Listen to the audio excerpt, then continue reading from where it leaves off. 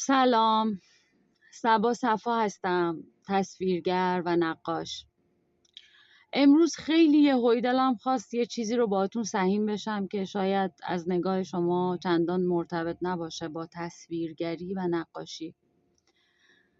مدیتیشن کنید.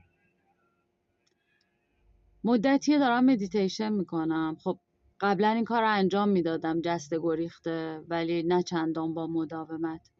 مدتیه دارم با مداومت انجام میدم. آرامشی درونم پیدا کردم که مدت‌ها بود گمش کرده بودم. صلح بسیار بیشتری دارم با جهانم، با آدم‌ها و کسایی که دارم باهاشون زندگی میکنم و هر روز میبینمشون، چه میشناسمشون چه نمیشناسمشون. من فکر میکنم اگر هممون مدیتیشن کنیم جهان قشنگتری میسازیم.